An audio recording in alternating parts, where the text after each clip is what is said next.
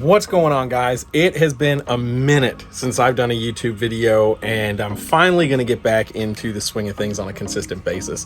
I think we might stop right here and look at some ball pythons. So let's jump in. Just a little bit of history with myself and ball pythons. I've had ball pythons pretty much my entire reptile keeping career. Typically larger numbers of ball pythons, over 100 or so. And with my focus being on so many other species, I've decided to really condense things down.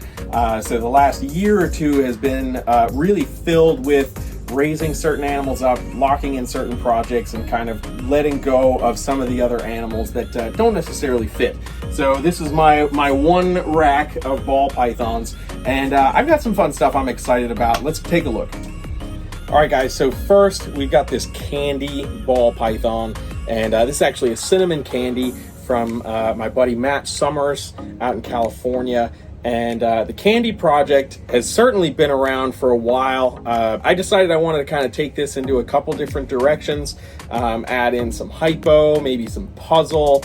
This is an adult female here who'll be breeding this coming season, and I'm just super stoked about it.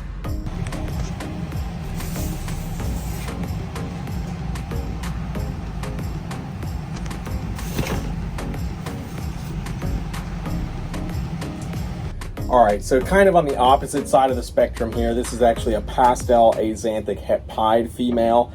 I've always liked the axanthic stuff. Many years ago, I produced some axanthic pinstripes and stuff when I was probably in my late teens, early 20s, and really awesome just seeing a silver snake pop out of an egg. So I'm super excited about this girl. We're definitely gonna plug her in, and we'll see what other exciting things we can do with her in the future too.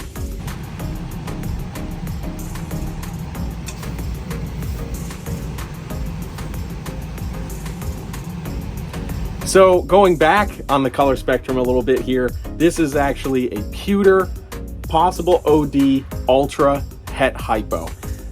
I really liked ultramels for a long time. The ultra glow combo was something that when I was a kid, you just had to stop and look at. So I was super excited to get this girl from my buddy over at HB Reptiles. Shout out to you, Herbert, thank you. And I'm super excited to be able to plug her in. I've got some really cool double hets that should be hatching this year, so it'll be great to kind of plug in a few extra genes, and I think I might get this girl tested to see if she is OD or not.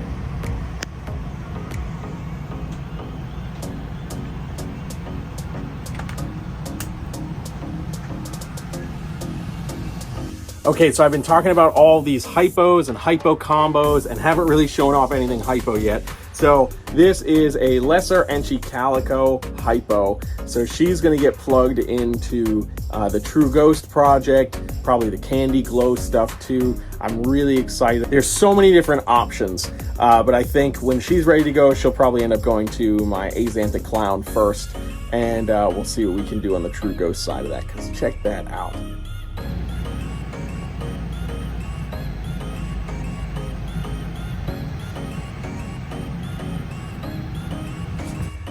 So in today's ball python world, recessives and multi-recessives are really dominating. I think we can all see that happening. This girl has none of that attached to it, but is a real great example of what some really cool Codoms can do. This is just a pastel coral glow Enchi sugar, and man, that's a cool looking snake. Those whites are absolutely insane.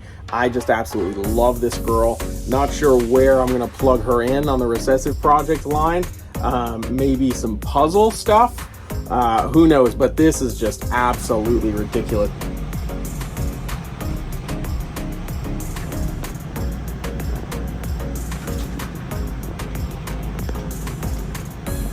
All right, sticking with the hypo theme, this is a mouthful. This is a Mojave, Enchi, Yellow Belly, OD, probably YB, and Calico, and she is 100% Het Hypo. So super stoked about this gene stacked girl. Definitely a bunch of different ways to plug her in. Certainly the ultra glows and even the candy glow stuff. There's so many cool genes kind of floating around with this girl. I'm super stoked to be able to plug her in.